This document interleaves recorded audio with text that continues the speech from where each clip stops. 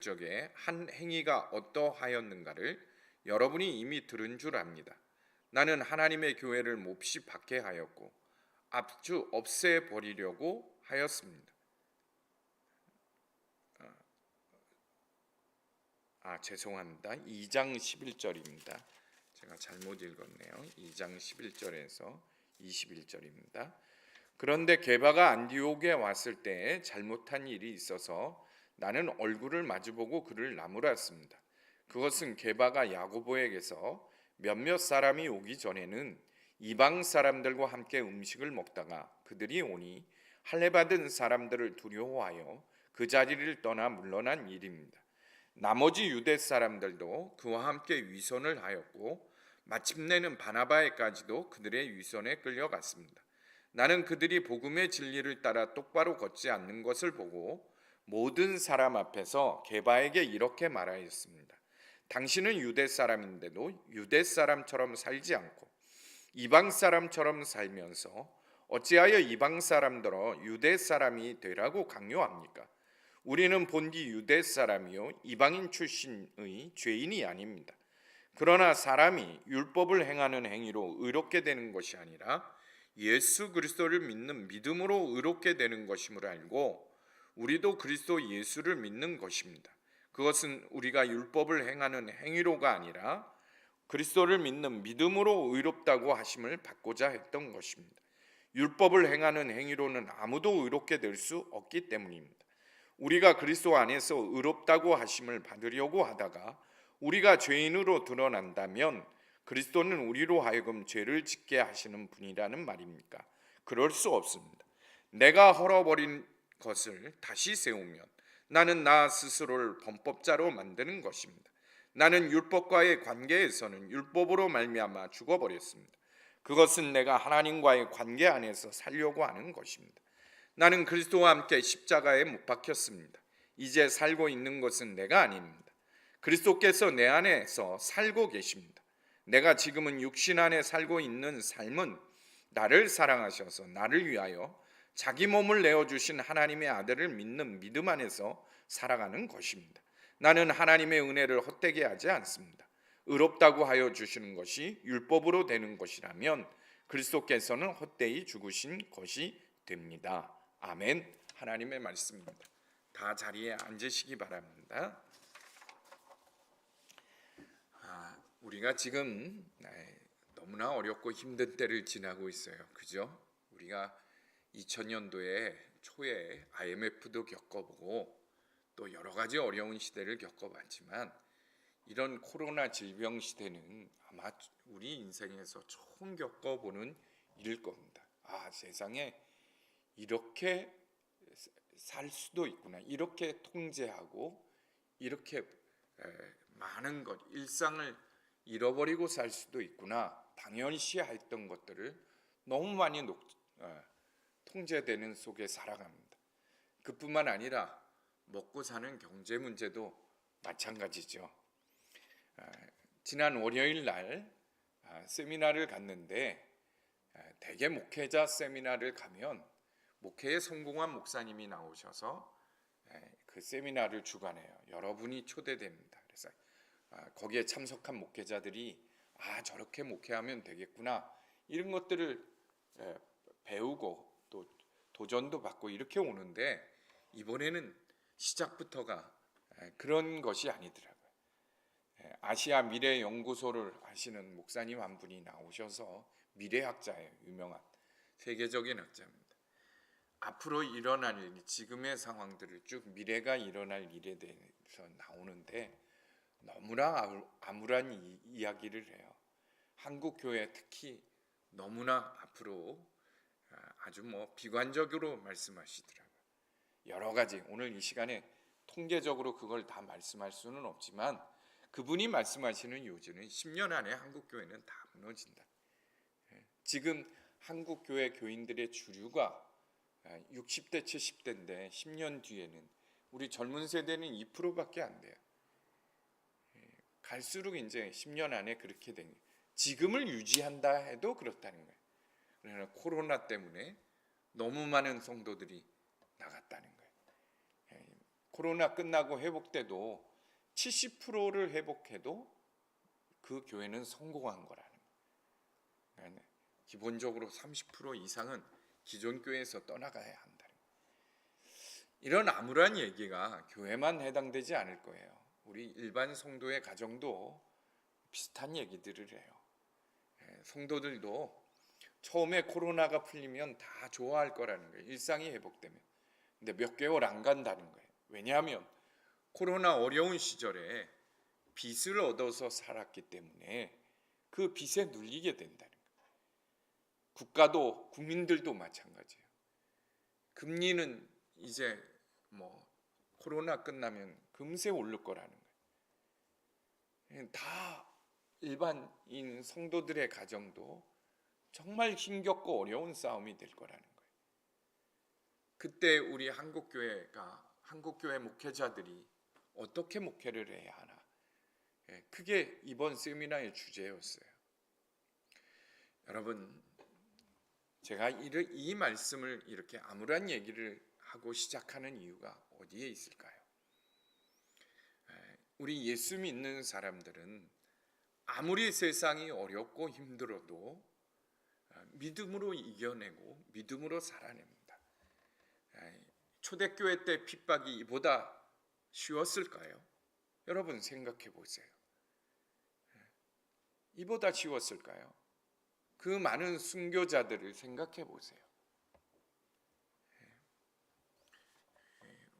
우리 예수 믿는 사람들에게는 믿음이 있기 때문에 걱정하고 염려할 거 없습니다.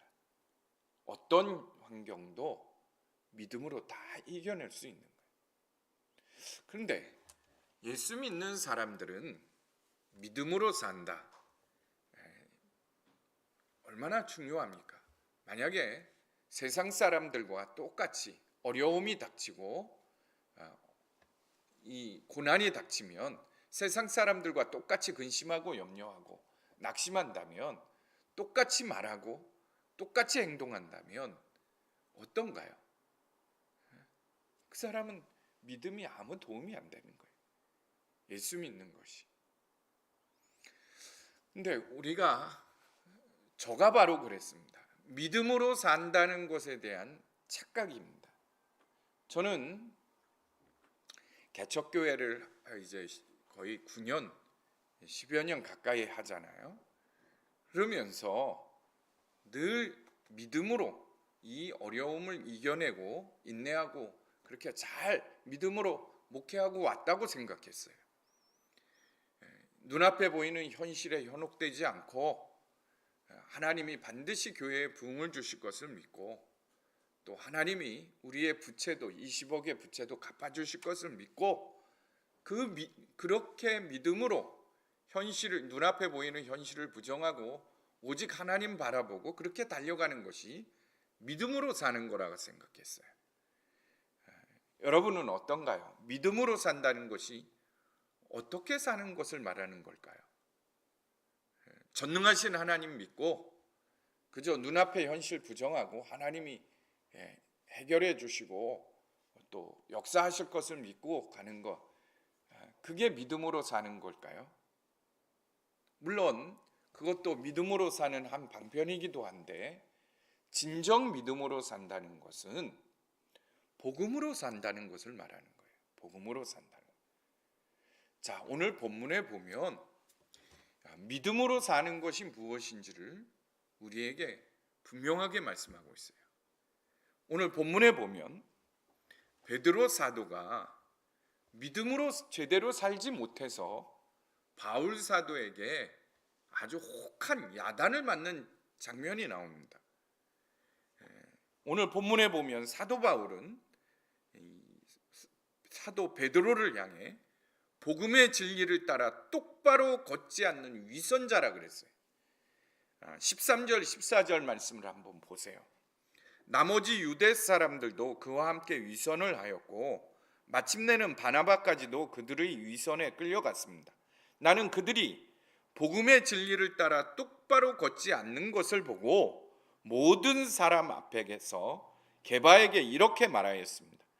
당신은 유대 사람인데도 유대 사람처럼 살지 않고 이방 사람처럼 살면서 어찌하여 이방 사람들어 유대 사람이 되라고 강요합니까? 여러분, 도대체 베드로와 그 일행 바나바가 무엇을 잘못했길래 바울 사도가 왜 복음의 진리를 따라 똑바로 행동하지 못하고 위선자처럼 사냐, 이렇게 아주 강하게 그들을 질책을 하는 걸까요? 왜 그럴까요? 이 사건의 전말은 이렇습니다. 안디옥 교회는 최초의 이방인 교회로서 큰 부흥이 일어난 곳입니다. 더욱이 예루살렘에서 큰 핍박이 일어나자 예루살렘 안에 있었던 유대 기독교인들이 안디옥 교회로 많이 도망을 갔어요. 그런 와중에 예루살렘 초대교회 공의회에서 베드로와 바나바에게 안디옥 교회 가서 아마 뭘 점검하러 보낸 것 같아요. 그래서 베드로와 바나바가 먼저 출발해서 그 일행들이 안디옥 교회에 도착하였고, 안디옥 교회에서 이방인들과, 그러니까 교인들이죠, 안디옥 교인들하고 자유롭게 식사를 하고 있었어요. 그런데 막 식사를 하고 있는데 예루살렘 교회 초대교회에 야고보 사도가 보낸 후속 사람들이 식사 도중에 도착한 거예요. 그랬더니 베드로가 슬그머니 일어나서 식사 자리에서 일어나 빠져나가는 거예요. 그것을 보고 베드로와 함께 내려왔던 예루살렘 교회 성도들 중에 몇몇이 같이 일어나 슬그머니 빠져나가는 거예요. 그리고 바나바도 슬그머니 빠져나갔어요. 12절 말씀을 보세요. 그들이 오자 할례 받은 사람들을 두려워하여 그 자리를 떠나 물러난 일입니다. 예루살렘에서 내려온 할례자들이란 누구를 말합니까? 율법주의자들을 말하는 거예요. 더 말하자면 극단적 율법주의자들이에요. 이들은 예수만 믿으면 구원을 받는다, 여기 하나를 덧붙인 사람들이에요. 이방인들도 예수를 믿고 구원받으려면 율법을 지켜야 된다. 우리 유대 사람들처럼 할례를 받아야 된다. 절기를 지켜야 된다. 이것을 주장하는 사람들이에요. 그 사람들이 베드로와 그 일행들이 이방인과 함께 식사한 것을, 그 식사하는 자리에 들어오니까 베드로를 위시로 하여 바나바까지도 그 자리에서 슬그머니 빠져나갔다는 거예요. 그거를 보고는 바울이 화가 난 거예요. 여러분 보세요. 베드로는 12사도의 수장입니다. 예루살렘 초대교회 리더예요. 감히 그 사람 앞에 베드로가 어떻게 이렇게 강하게 질책을 할까요? 질책을 할 수 있을까요? 이때 들어온 사람들은 율법주의자들이었는데 그들은 자기 나름대로의 원칙과 기준을 설정을 해요. 우리 아주 극단적인 율법주의자, 극단적인 사람들을 보면 되게 그렇잖아요. 아주 원칙, 철칙을 철저하게 세워놓고 그것에 맞춰 사람들을 비판하고 정죄합니다. 그 기준은 하나님 뜻과는 상관이 없어요. 자기의 의에서 나온 뜻이요 기준입니다. 아주 굉장히 경직되고 폐쇄된 기준을 만들어 놓고는 그 기준에 맞지 않으면 누구든지 다 정죄하고 공격하는 거예요. 하나님의 이름을 빙자해서 기준을 설정해 놓고 그렇게 하는 겁니다. 아마 이 사람들은 말이 많은 사람들이었을 것 같아. 다른 사람이 실수를 저지른다든지 허물이 있다든지 그러면 그것을 사랑으로 이해해주고 감싸고 권면하는 것이 아니라 다니면서 그 사람에 대해서 이야기를 하는 거예요. 저 사람이 이렇게 했어, 이렇게 했어. 그것이 자기 사명이라고 생각하는 사람. 그런데 그런 사람들이 이방 이방 베드로와 일행이 먼저 도착한 일행이 식사하는 것을 보는 거예요. 그러니까 베드로가 겁이 덜컥 난 거예요. 야, 저 사람들이 이걸 보고 돌아가서는 예루살렘 교회 사람들에게 베드로가 율법을 어기고 이방인 사람들과 함식탁에서 식사를 했다, 그들과 식사 교제를 했다 하고 떠들고 다닐 거예요. 여러분, 유대인들의 율법 중에 하나가 뭐냐면 이방인들과 식사하지 못하게 하는 거예요. 왜? 이방인은 부정한 사람들이기 때문에 절대 유대인들은 이방인과 한 식탁에서 식사하지 못하게 하는 것이 율법이었습니다. 그런데 먼저 도착한 일행들이 그렇게 하는 것을 보니 이 후에 도착한 이 극단적 율법주의자들이 가만히 있을 리가 없는 거죠. 베드로가 순간적으로 생각한 거예요. 야, 저들이 보고 들어가서 여기저기 다니면서 베드로가 율법을 어겼다, 베드로 저 사람은 지도자 자격이 없다, 저 사람은 이제 부정한 사람이다, 그렇게 되면 자신이 사도로서의 일하는데 막대하게 어려움이 생길 것 같아. 그러니까 그 사람들이 도착한 걸 보고는 자리에서 슬그머니 일어난 거예요. 나쁜 것은 전염성이 강하다고 베드로 사도가 눈치를 보고 일어나니까 함께 왔던 사람들도 슬그머니 다 같이 일어나고 결국엔 바나바까지 일어난 거예요. 바나바까지. 여러분,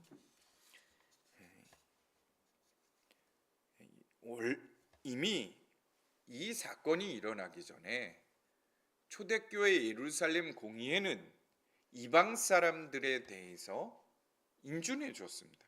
이방 사람들이 예수님을 믿고 구원을 받는 것, 율법을 지키지 않아도 된다, 이미 공의회에서 인준을 했습니다. 그 일을 할 때 바울이 앞서서 우리가 읽었잖아요. 14년 만에 예루살렘에 올라가서 이방인도 구원받는, 예수 믿으니까 구원받고 성령이 역사하고 하나님이 그들을 구원케 하기 위함이다, 그 이야기를 할 때 바울의 말을 가장 변론해 준 사람이 누구냐? 베드로입니다. 사도행전에 보면 베드로가 지원 사격을 해줬다 그랬어요. 베드로가 이렇게 된 데는 이유가 있어요. 사도행전 10장에 보면 고넬료 가정이 구원받은 이야기가 나옵니다. 고넬료는 하나님을 잘 믿는 백부장이었어요. 로마 군대 백부장이었는데 하루는 그가 기도하는 중에 하나님이 계시하시기를 저 요바에 있는 부두장이 시몬의 집에 있는 베드로라는 사람을 청해서 말씀을 들어라, 사람을 보내서 그를 초대하라는 거예요. 그래서 그가 기도 중에 응답을 받고는 베드로라는 사람이 어떤 사람인지는 모르지만 요바에 사람을 보내갖고 베드로를 불러오게 했어요. 그때 마침 베드로는 어떤 걸 경험하냐?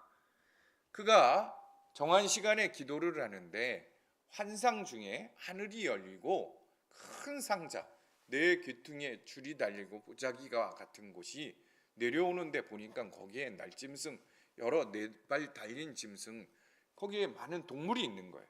그런데 하늘에서 음성이 나서 말하기를 베드로야 잡아먹으라, 이렇게 말하는 거예요. 근데 그 안에 보니까 율법에 잡아먹지 못하게 돼 있는 동물들이 있는 거예요. 예를 들자면 닭이나 오리, 말굽이 없는 동물, 이건 먹지 못하게 했거든요. 근데 그런 게 있는 거예요. 그러니까 베드로가 뭐라 그래요? 주여, 이 부정한 동물을 내가 율법을 어긴 적이 없는데 이걸 어떻게 어기고 먹을 수 있겠습니까?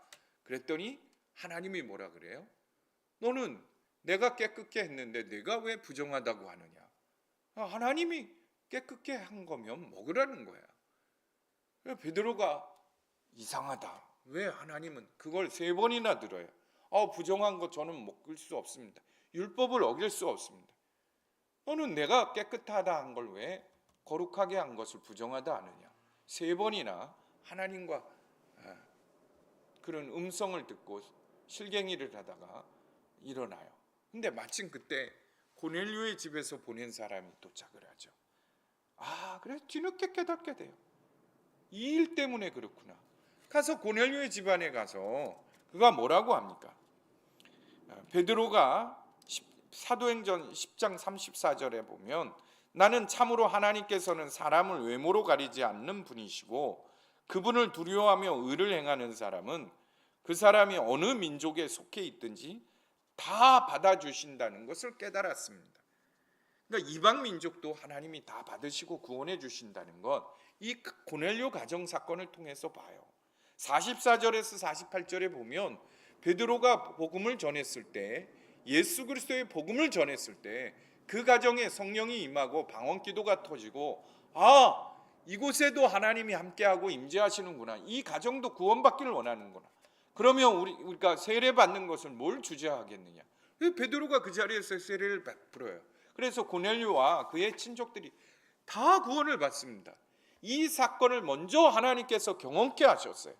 그래서 초대교회 예루살렘 공의에서 바울이 올라가 이방인의 또 예수 그리스도 복음만을 믿으면 구원을 받는다는 것에 적극적으로 베드로가 찬성해 준 거예요. 근데 그렇게 자기 입으로 고백해 놓고도 오늘 안디옥 교회에서 어떤 일을 행합니까? 이방인과 함께 식사를 하다가 아주 초대교회에서도 유명한 율법주의자들이 내려와서 그 식사 자리를 보니까 사람 눈치를 보고 두려워서 일어나 버린 거예요. 이것에 대해서 베드로가 아주 강하게 질책을 해요. 이 위선자들, 너희들은 어때 복음의 진리를 따라 행하지 않느냐? 너희들이 복음 믿고 구원받았다 그랬는데 어떻게 복음을 믿는 그 믿음으로 행하지 않느냐는 거예요. 여러분, 믿음으로 산다는 것은 다른 게 아닙니다. 믿습니다. 하나님이 눈앞의 현실을 다 바꿔주실 것을, 변화시켜 줄 것을 믿습니다. 그게 믿음으로 사는 게 아니라 어떤 현실, 어떤 눈앞의 현실 앞에서도 복음의 진리, 그 복음을 믿는 믿음으로 이겨내는 거예요. 복음으로 사는 거예요.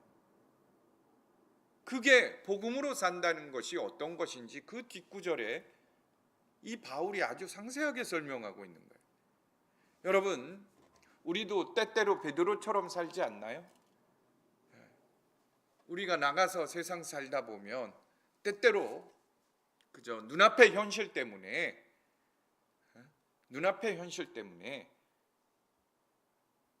복음의 진리를 따라 사는 것이 아니라 세상의 진리를 따라 살 때 있지 않습니까?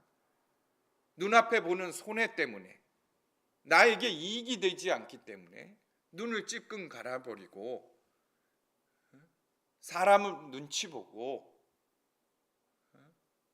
내 유익과 내 손해 보는 것 때문에 거기서 떠나지 않나요?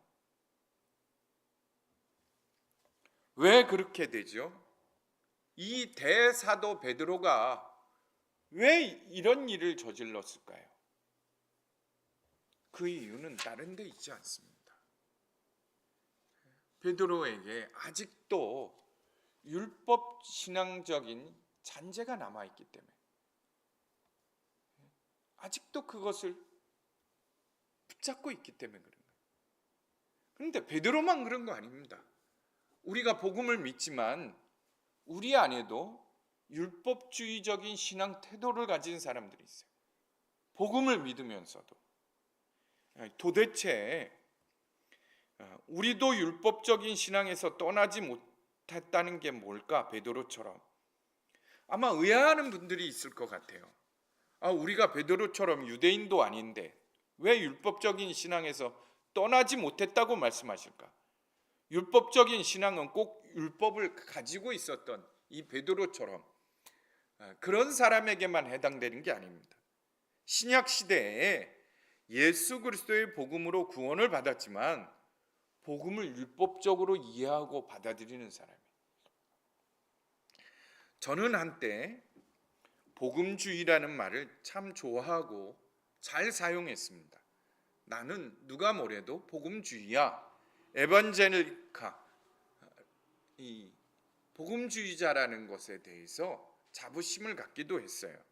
그런데 시간이 지날수록 복음주의라는 단어가 오히려 성도들에게 좋지 않은 영향을 미친다는 것을 깨달았습니다. 왜냐하면 복음은 인간의 의지와 인간의 의식적 운동으로 끝나는 것이기 때문에 그래요. 그래서 인간의 한계에 부딪혀 버립니다. 예를 들자면 우리는 무슨 주의 얘기했잖아요. 예를 들자면 민주주의, 공산주의, 무슨 주의. 이 주의가 뭡니까? 무브먼트, 운동이에요. 운동. 복음주의라는 말은 원래 15세기, 16세기 무렵 이탈리아 카톨릭 교회에서 출발한 운동이었습니다. 카톨릭 내에 있었던 온건한 운동이었어요. 이들은 성경 중심 생활과 성경 읽기를 강조했습니다. 그런데 15세기 종교개혁이 일어나고 유럽 각 지역에서 로마 카톨릭 교회의 전통주의에 맞서는 그것이, 그러니까 예를 들자면 우리 프로테스탄트 종교개혁자들이 교회의 전통보다 성경이 우위에 있다, 그것을 강조하고 외침으로 이것이 복음주의자들이 곧 프로테스탄트가 된 거예요. 천주교는 교회의 권위와 성경의 권위를 같이 놓습니다. 그래서 교회법이 곧 성경법하고 같아요. 그들은 교회법을 어기면 구원받지 못합니다. 그래서 성경과 교회법을 같이 놓고 있어요. 그런데 카톨릭 교회 내에서 종교개혁, 그러니까 성경 읽기 운동이 일어났는데 그 영향으로 프로테스탄트가 일어난, 종교개혁이 일어난, 그래서 오직 성경으로, 믿음으로 구원을 받는다가 이 종교개혁자들이잖아요. 그래서 복음주의자와 프로테스탄트가 같이 쓰여지는 경위가 그렇게 나온 거예요. 근데 문제는 이 종교개혁 프로테스탄트, 이 프로테스탄트의 뜻은 뭡니까? 항의자예요. 항의자. 그러한 운동적인 성격을 갖다 보니 복음주의가 어떤 원칙을 갖게 되고 그 원칙은 인간적인 의지와 인간적인 지식의 한계 속에 머물러지는 거예요. 이 복음주의 안에도 결국은 개신교 안에도 어떤 일들이 일어났습니까? 정통주의, 자유주의, 신정통주의, 여러 가지 복음주의 안에도 갈라지기 시작했어요. 그리고는 제각기 서로 자기들이 옳다고 교리를 자기들을 옹호하는데 해석하고 복음을 교리화하여 다른 사람들을 공격하고 정죄하는 일에 쓰기 시작한 거예요. 지금은 원로 목사님이 되셨습니다. 이동원 목사님이 10여 년 전에 우리 한국교회 관상 기도를 하시려고 하다가 여러 가지 반대에 부딪혀서 2년 만에 내려놓았어요. 하도 이단이 시비를 거니까. 그러면서 그때 칼럼 하나를 쓰기를 어떤 이야기를 했냐면, 한국의 복음주의는 좀 다르다. 미국의 복음주의와 다르다. 서구의 복음주의와 다르다. 한국의 복음주의는 편협하고 조금 비틀어진 복음주의다. 이렇게 표현을 했어요. 말하자면. 왜냐? 서구의 복음주의는 관용과 포용, 은혜와 사랑이 강조되는데 한국의 복음주의는 다른 이들을 정죄하는 칼날이 됐다는 거예요. 오히려 복음주의라고 더욱 외치는 교단들 또는 그 사람들을 보십시오. 수시로 이단 시비를 합니다. 그러다 보니 성도들은 복음이 곧 믿음이 아니라 복음은 지식적인 신앙 활동의 한 방편이 돼버린 거예요. 지식의 산물이 돼버린 거예요. 예를 들자면 80년대 이후 한국 교회 안에 제자 훈련이 굉장히 강하게 일어났습니다. 제자 훈련을 통해 우리가 뭘 믿는지를 분명하게 알았어요. 그리고 우리가 뭘 믿고 어떻게 살아야 되는지도 배웠습니다. 그런데 그 제자 훈련을 받았다고 그 사람들이 변화되든가요? 한국 교회는 오히려 제자 훈련이 강성해짐으로 말미암아 지금 더 위기에 몰려 있습니다. 사회로부터 더 지탄의 대상이 됐어요. 왜 그렇게 됐나요? 제자 훈련을 교회 부흥에 사용했어. 제자 훈련을 자기 목회를 옹호하는 일에 썼습니다. 그러다 보니 성도들은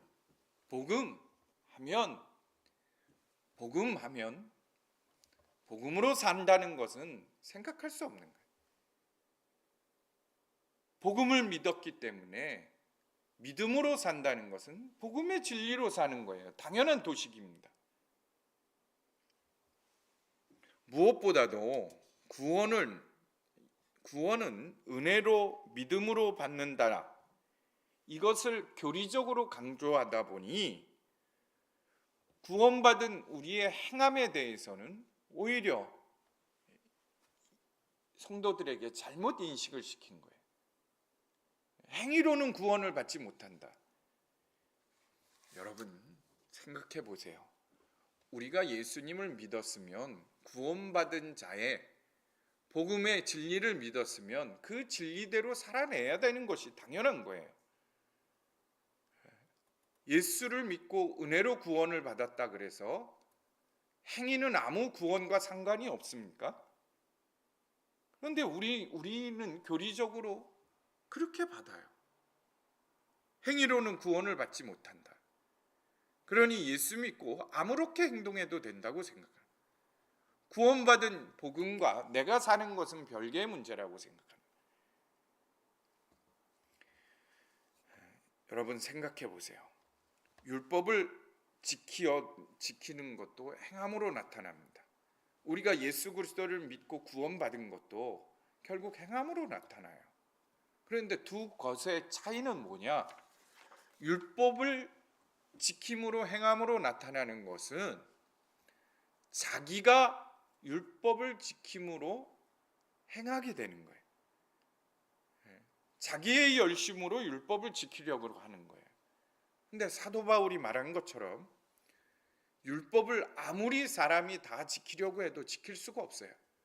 우리의 인간의 힘으로는 율법을 지켜낼 수가 없습니다. 그러다 보니 어떻게 하죠? 사람이 보는 앞에서는 사람을 의식해서 율법을 지키려고 해. 그러나 사람 눈이 보이지 않는 것, 때로는 자기 현실적으로 손해가 가는 것이 오면 쉽게 접어요. 그게 율법으로부터 온 거예요. 베드로가 예수님의 십자가와 부활을 체험하고 복음이 뭔지도 알고 복음대로 살려고 하지만 때로는 그 습관이 너무나 들었기 때문에 그저 움찔해 갖고 식사하다 말고 일어난 거예요. 이게 율법주의자들이에요. 그러면 복음을 믿음으로 행한다는 것은, 율법으로 행한다는 것은 그런 단점이 있어요. 또 설사 율법을 자기 힘으로 다 지켜 행한다도 문제인 거예요. 왜? 자기 교만이 되니까. 내가 이렇게 율법을 잘 지켜, 내가 행해. 이게 율법주의의 문제인 거예요.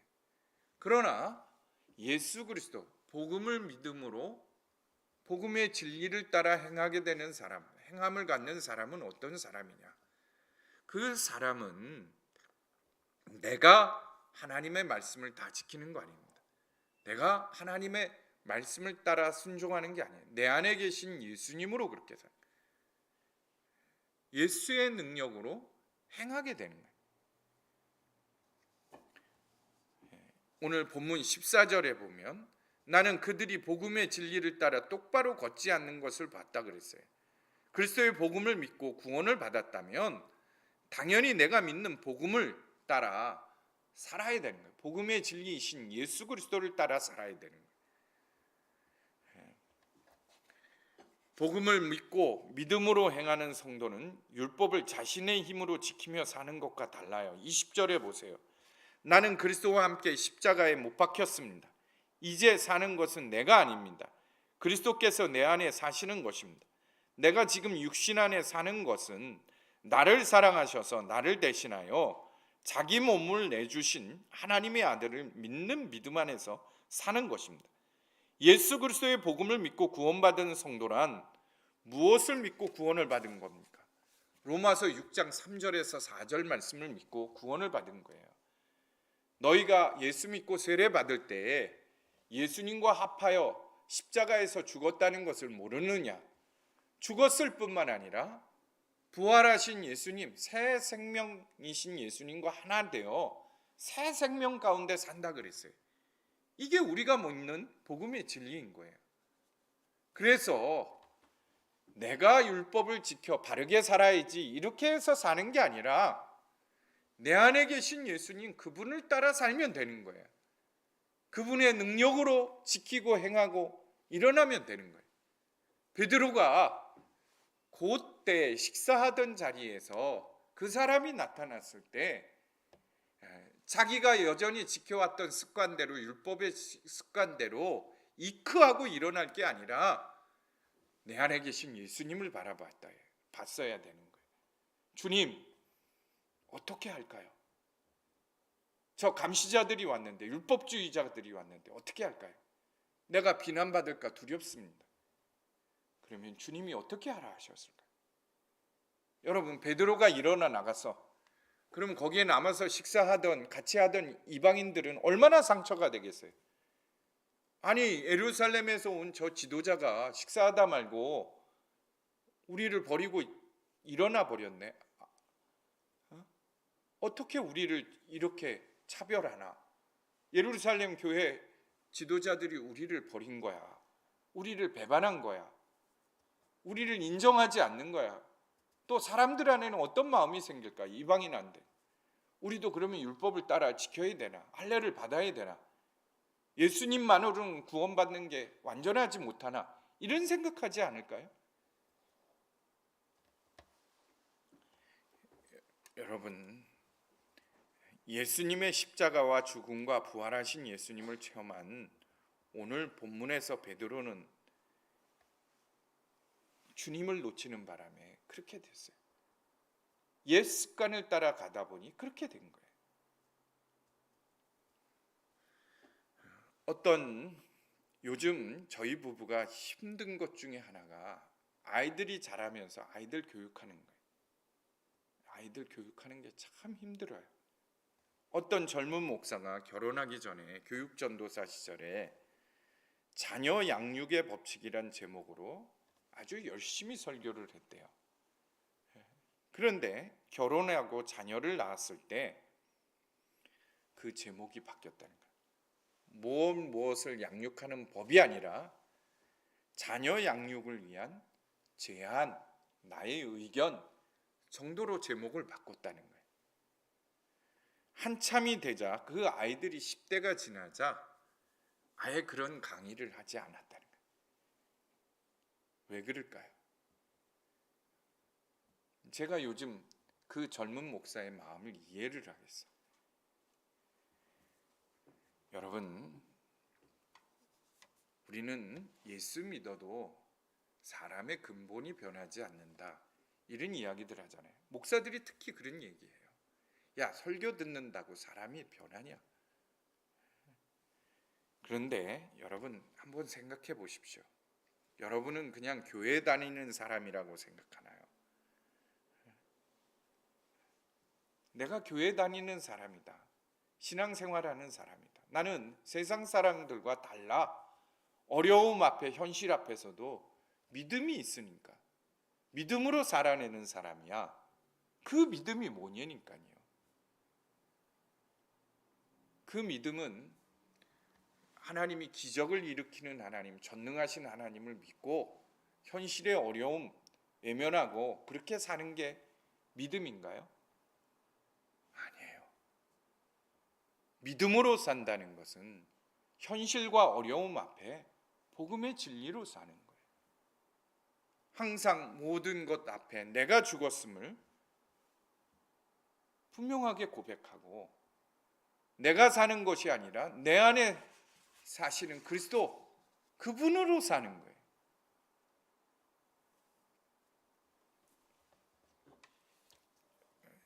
앤드류 모레이 목사님이 나를 버려야 예수가 산다라는 책에서 이렇게 말해요. 그리스도의 십자가에 동참하려는 사람은 매 시간 매 순간마다 하나님의 은혜에 힘입어 끊임없이 자아를 부인해야 한다. 무엇보다 당신이 예수 그리스도와 함께 십자가에 못 박혀야 한다. 예수님이 죽음과 무덤까지 낮아지셨다는 것을 기억하라. 끝까지 주님을 따라 자아의 죽음에 이를 때 우리에게 구원과 생명이 있을 것이다. 베드로가 못한 게 뭐예요? 그 순간 복음을 붙잡지 못한 거예요. 예수님을 붙잡지 못한 거예요. 내가 죽었고 내가 죽었다는 것을 붙잡지 못한 거예요. 여러분, 내가 죽어야 가정이 살아나요. 우리 자녀들이 살아납니다. 교회가 살아나고 이 민족이 살아나는 거예요. 왜? 내가 죽고 내가 부인되고 예수님이 행할 수 있기 때문에, 내가 부인돼야 주님이 일할 수 있기 때문에, 자녀를 향해서도 교회를 향해서도 이 민족을 향해서도 마찬가지입니다. 우리 한국교회 초기에 최봉석 목사님, 우리에게는 최건능 목사님으로 더 유명하죠. 이분은 굉장히 많은 하나님의 역사가 일어나는 사람이었대요. 예수의 능력이, 엄청난 능력이 나타난 사람이었는데, 그래서 최건능 목사라 그런 거예요. 우리가 예수 천당 불신 지옥 전도하는 거 들어보셨죠? 바로 최건능 목사님이 시작한 일이에요. 그런데 그 최건능 목사님이 일본이 일제시대 때 신사참배를 거부하다가 감옥에 갇혔습니다.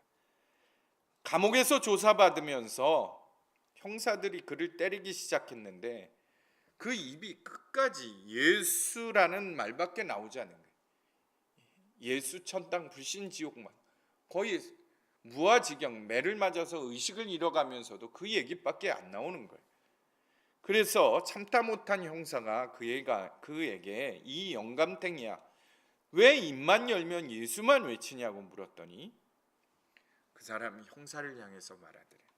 내 안에는 예수님으로 꽉 차 있기 때문에 그렇다. 내게 나오는 거는 예수만 나올 수밖에 없어. 나는 이미 죽었고 예수님으로 꽉 차 있기 때문에. 예수님으로 꽉 차 있기 때문에.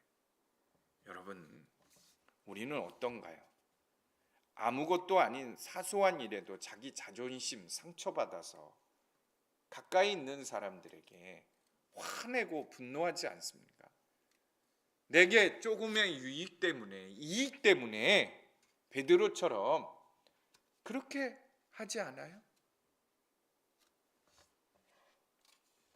여러분, 우리의 옛사람은 이미 죽었습니다. 오직 예수 안에서 그분을 위해 사는 것이라 베드로가 분명한 복음의 지침을 주는 거예요.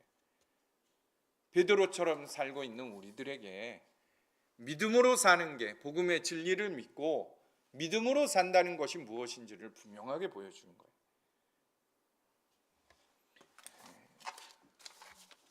저는 지금 이제 이 교회 개척에, 이 교회에 대한 여러분들도 다 아시다시피 마무리되어 가지만 때때로 성도님들 중에는 얼마나 힘드세요, 얼마나 실망스러우세요 하고 싶은 성도들도 계실 거예요. 그렇지 않아요. 이 또한 하나님이 허락하심이고 복음으로 이겨내는 겁니다. 믿음으로 살아내는 거예요. 우리 예수 믿는 여러분들이 어려운 때에 정말 믿음으로 복음의 진리로 똑바로 걷는 여러분들이 되시길 간절히 축복합니다. 오늘 주신 말씀 붙들고 기도합시다. 우리 찬송가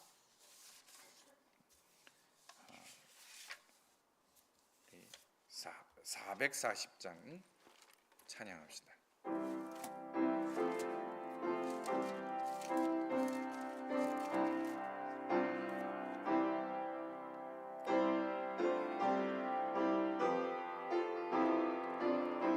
내가 이거 노래 연습을 미처 다 해보질 못해서 그런데 찬송가를 바꿀게요. 한번 해보죠. 우리 옆에 있는 혹시 내 마음의 주를 향한 사랑이 할 수 있을까요?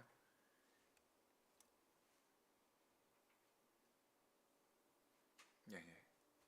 내 마음의 주를 향한 사랑이 우리 찬양하고 기도합시다.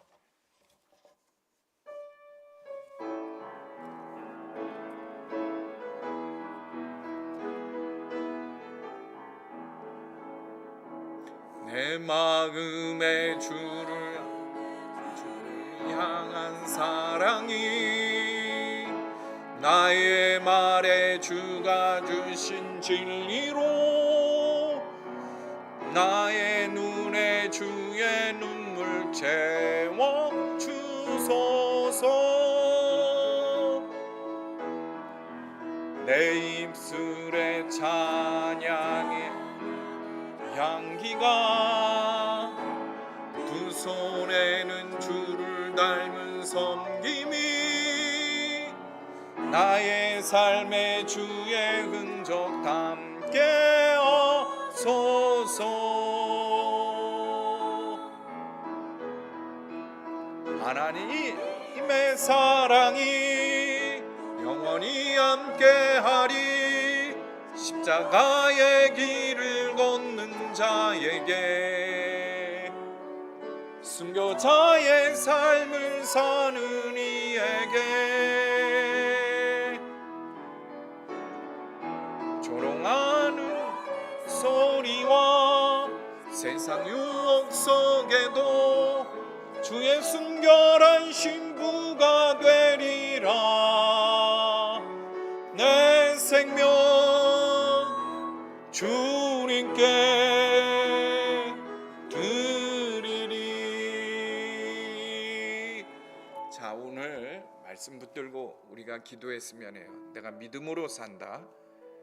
다른 거 아닙니다. 복음의 진리를 따라 사는 거예요. 모든 상황, 모든 사람 앞에서 나는 죽었고 내 안에 계신 예수님 그분으로 사는 것을 말하는 거예요. 그저 우리 안에 잘못된 교리적인 것, 헛된 원칙들 세워서 남 정죄하고 사는 게 믿음으로 사는 거 아닙니다. 내 안에 계신 예수님 그분을 꼭 붙들어야 돼요. 그래야 어떤 어려운 상황 앞에서도 이기고 승리하는 겁니다. 자, 우리 함께 기도합시다. 우리 하나님 복음의 진리로 살게 하소서. 정말 어려운 때 우리가 믿는 복음의 진리로 예수님으로 이기고 승리하는 신앙 되게 해 주십시오. 간절히 기도합시다. 기도하겠습니다. 하나님 아버지, 주님께서 함께 하소서. 성령님 붙들어 주십시오. 나온 성도들 하나님 붙들어 주셔서 믿음으로 승리하고 믿음으로 일어나는 성도들 되게 하소서. 너무나 힘들고 어려운 때를 지나고 있으나 복음의 진리로 승리하는 성도들 되게 하여 주십시오. 헛된 신앙에 휩싸이지 않게 하시고 아버지여, 오직 나는 죽고 예수로 사는 내 안에 계신 예수 그리스도로 사는 성도들 되게 하여 주옵소서. 주여 붙들어 주시옵소서. 거룩하신 하나님, 내가 내 안에 계신 예수님으로 삶으로 말미암아 우리 가정이 살아나고 교회가 살아나고 이 민족이 살아나게 하여 주십시오. 주님 붙들어 주시옵소서. 오늘 나온 성도 한 사람 한 사람을 붙들어 주시고 일으켜 주시옵소서. 거룩하신 하나님 감사합니다. 예수 그리스도의 이름으로 기도합니다. 살아계시고 역사하시는 하나님, 오늘 본문에 나온 베드로처럼 우리가 복음의 진리를 믿고 구원을 받았지만 복음의 진리를 따라 믿음으로 살지 못해 위선자처럼 산 적 많습니다. 이 시간 회개합니다. 그저 눈앞의 현실에 나 여전히 나의 자존심, 나의 이익, 나의 유익 때문에 다른 사람을 도리어 정죄하고 세상을 따라갔던 죄를 용서하여 주십시오. 헛되고 거짓된 교리적 신앙에서 떠나가게 하시고 내 안에 계신 예수님을 인격적으로 만나는 믿음 위에 세워지는 성도들 되게 해 주십시오. 하나님, 아직까지도 주님을 인격적으로 만나지 못한 성도 꼭 만나게 해 주십시오.